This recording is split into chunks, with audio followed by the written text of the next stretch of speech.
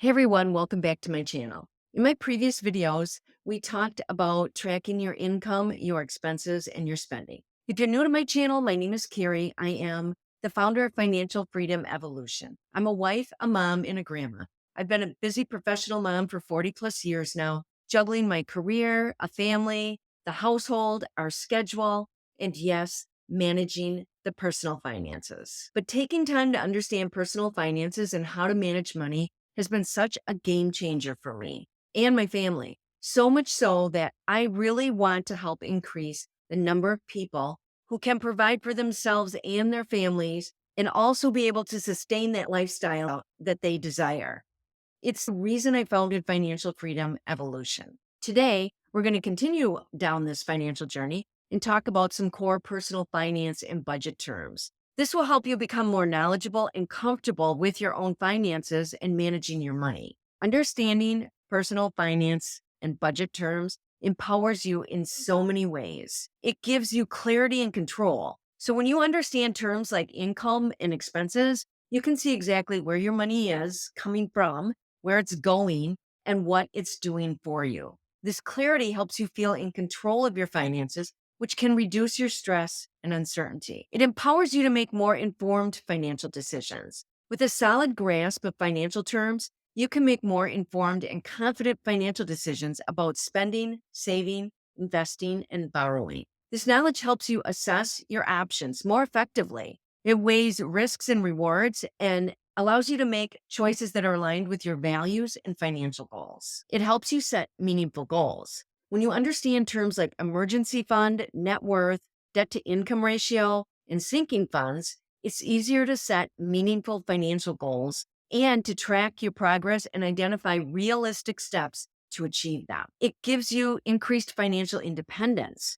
Financial literacy reduces dependence on others for financial advice and support. By understanding personal finance terms, you gain the confidence to manage your own money, paving the way for greater independence. It helps you improve your budgeting skills and effectively manage your money. So, understanding budget related terms like fixed expenses, variable expenses, discretionary spending, and cash flow allows you to create and maintain a budget that works for your lifestyle. This knowledge helps you adapt to changing financial situations and maintain financial stability. It enhances our ability to spot opportunities and avoid money traps. Knowledge of terms like interest rate, compound interest, and APR, what they are and what it's really costing you, helps you recognize financial opportunities and avoid costly money traps like high interest debt, payday loans, or hidden fees. It gives you that foundation for long term wealth and protection and peace of mind for your future self. Building wealth requires more than just saving. It involves knowing how to invest wisely, how to protect your assets, and plan for the future. Understanding these concepts is essential for building a strong financial foundation and achieving financial freedom. Let's review some common personal finance and budget terms. First one is personal finance. Personal finance is the act of managing your money, but it's not just managing your money. It's managing your money effectively through goal setting, budgeting, saving, investing, and planning for your future financial needs. Even if you do know how much money's coming in, how much money is going out, and where it's all going, if you don't take action, meaning you're not putting financial systems in place, strategically creating financial goals based on what you want for yourself, your family, and your future, and creating that roadmap with step-by-step directions on how to get there, breaking it down into smaller goals or milestones to make them achievable, which will ultimately get you to your long-term vision of what you really want life to be and what it looks like, what it sounds like. How does it feel? How does it taste and smell? This is what personal finance is all about, what managing your money can do for you. The next term is paycheck to paycheck. Living paycheck to paycheck is living with little or no savings and using every paycheck to cover your expenses and spending with no extra funds left over by the time payday rolls around. Now you can make 2 or 3,000 a month or 20 or 30,000 a month and still be living paycheck to paycheck if you are covering all your primary expenses and spending the rest every month until there's nothing left. When you spend it all every month without planning and putting away for the future needs, you'll always be living paycheck to paycheck. And You'll be very dependent on that paycheck to keep food on the table and a roof over your head. Income is another term. It's money received for work, services, or investments. This could also include incoming money. Let's talk about the different types and sources of income. One is gross income. That is just the total amount of money earned before any taxes or deductions are taken out. Your net income is the amount of money left over after taxes and deductions are taken out from your paycheck. It's also known as your take-home pay. Disposable income is the amount of money left over after all essential expenses are paid, which are the bills and expenses you must pay to keep food on the table, clothes on your back, and a roof over your head. Once you've covered the essential expenses, any money left over is known as your disposable income, which can be used for savings, discretionary spending, or debt repayment. Irregular income is when the amount and timing of your paycheck is inconsistent, making your monthly income unpredictable, which can mean that you make more money one month and less the next. I get a lot of questions about how to manage money on an irregular income. And many people say they don't or they can't budget because they have an irregular income. Now, I would argue quite the opposite. I think it's even more crucial that you do budget when you have an irregular income because you need to plan ahead and prepare for those lower income months so you aren't splurging too much on the higher income months to the point where you fall short in covering your expenses on the lower income months. Some popular income sources may include things like a job, a side hustle or hobby, owning your own business, reimbursements, money that's owed you, or refunds like return purchases or maybe even a tax refund, bonuses or commissions, and gifted money like birthday, Christmas, graduation. You still want to track this kind of money so you're intentional about how and where you're spending or saving it based on your needs. Child support or alimony, interest income or dividends, investments, government benefits. These are just a few. You could have more, but whatever cash you have coming in, you want to make sure that you track it under income in your budget. Next, we have income tracking. This is the process of recording all your income to understand how much money is coming in throughout the month. We talked about this and walked through how to track your income in one of my earlier videos. I'll put the description below with a link to my free income tracker worksheet if you're interested. Expense is another term you should familiarize yourself with.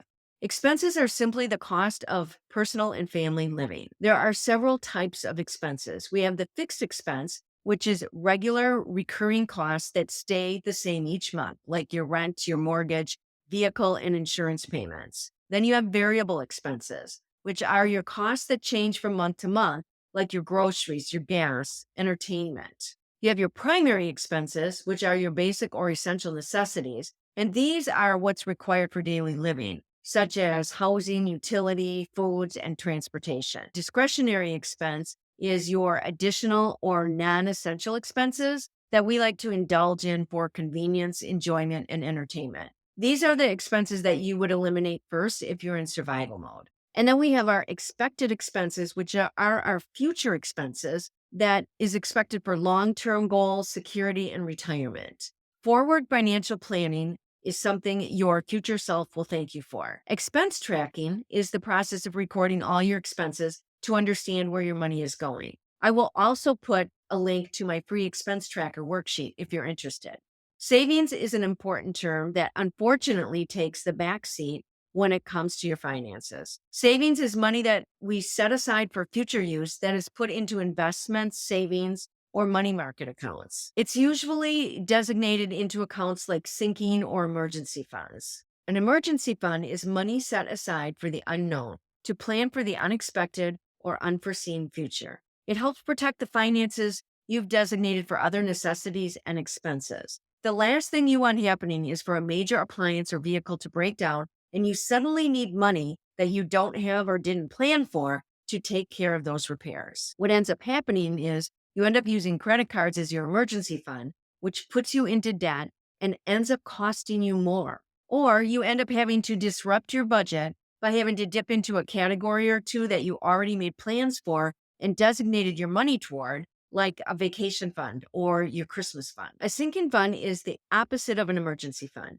It's money that you intentionally set aside for a specific use in the near future for things like education, vacations, home improvement, technology, or annual bills. So we pay our insurance annually. It's $1,200 a year.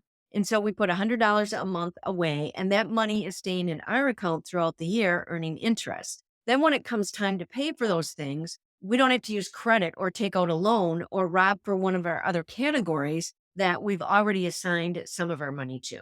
So by having these accounts set up and in your budget, you'll be able to confidently make informed decisions when you end up with newfound money. Maybe you won $500 on a scratch off, or you sold some things you didn't need anymore. Now you're able to make good decisions and choices about where you want that money to go. Maybe you have a bathroom remodel sinking fund. Now that you have come into this extra money, you may choose to put it into your bathroom fund to get that extra upgrade you originally omitted due to cost. Or maybe it goes to your vacation fund to upgrade the experience by booking first class or scheduling a day at the spa. So by understanding the term savings and the difference between emergency funds and sinking funds, you're able to effectively manage your money and make confident, informed financial decisions. Cash flow is another term that we want to understand. It's the movement of money in and out of our finances, representing the difference between income and expenses. Budget is a plan that tracks income and expenses to manage spending and saving effectively. It allows you to see where your money is right now in real time so you can prioritize your money with what truly matters to you most. It's your financial roadmap and tool that gives you the flexibility to adapt to changes as they arise and allows you to sustain a financial plan that fits your lifestyle. It keeps you in control and in the driver's seat to be able to confidently tell your money where to go and which route to take. Instead of looking in the rearview mirror, asking yourself, where did all my money go? You'll know exactly where your money is and where it's going. A budget isn't about restriction, it's about refinement. Budget surplus is when your income exceeds your expenses, leaving extra money that can be saved or invested. And a budget deficit is when your expenses exceed your income, leading to borrowing or drawing from savings to cover that shortfall. Debt is money owed to a lender or an individual, usually in the form of loans, credit card balances, lines of credit, or other borrowed funds. Debt is what will keep you from financial freedom. It will keep you in the paycheck to paycheck cycle, dependent on your employer and that steady paycheck. When you're debt free, your money is no longer going to someone else. It's in your pocket, where it belongs, and you can start to use it to free yourself from the things you really don't want to be doing. Maybe you want to start building up a 6 to 12 month emergency fund to cover your expenses and allow you the freedom to take a hiatus from a job to spend some time with and on yourself, to maybe find a new career or start your own business involving a hobby or something that really lights you up and you're passionate about. Minimum payment is the lowest amount you pay on a loan or credit card each month to avoid penalties, though paying only the minimum can result in long-term debt. Debt to income ratio. Debt to income ratio is a way of showing what percentage of your income is going toward debt every month. Calculating your debt to income ratio helps you understand the health of your financial status and whether your financial health is pretty good, needs improvement, or in the danger zone. To calculate this, you take your total monthly bills divided by your gross monthly income, which is your income before taxes and other deductions. Then you want to multiply that by 100 to get the percentage. Use this chart to compare your debt to income ratio. If you have a low debt to income ratio, that indicates that you have a good debt to income balance. You're able to manage your debt with income left over. If you have a high debt to income ratio, it indicates that 50% of your income is going to debt and you would not be able to handle additional debt. One of the largest U.S. lenders, Wells Fargo, they use the following debt to income ratio standards. 35% or less, they consider favorable or good. You can handle your debt with money left over. 36 to 49%, it's adequate, but you could be in a better position. If you're at 50% or more, this is a danger zone. You have little chance of receiving a loan. Over half of your income is going to debt with little to no money left to take on any additional debt. Interest rate is the cost of borrowing money when you're in debt. And this is usually expressed as a percentage applied to loans, credit cards, or other debt. It's also the earnings on savings and investments. The two main types of interest are simple and compound interest. Simple interest is the interest charge that borrowers pay lenders for a loan, as well as the interest that banks pay customers on their savings account. Compound interest is the interest calculated on the initial principal and also on the accumulated interest from previous periods. Compound interest can grow significantly, which can boost your savings over time, but it can also go the other way and lead to significant debt burden over time. Principal is the original amount of money deposited, invested, or borrowed, excluding interest. An asset is anything you own that has financial value, like cash, investments, real estate, or valuable possessions. Liability, these are debts or financial obligations like loans, credit card balances, or mortgages. Your net worth is the total value of your assets, what you own, minus your liabilities, what you owe. A positive net worth indicates your assets exceed your debts. Some key takeaways here. One is clarity and control. Understanding your financial terms helps you see where your money's coming from, where it's going, and what it's doing for you. Reducing stress and gaining confidence. It also helps you make informed decision making. With a strong grasp of financial concepts, you can make smarter choices about saving, spending, and investing. It helps with goal setting.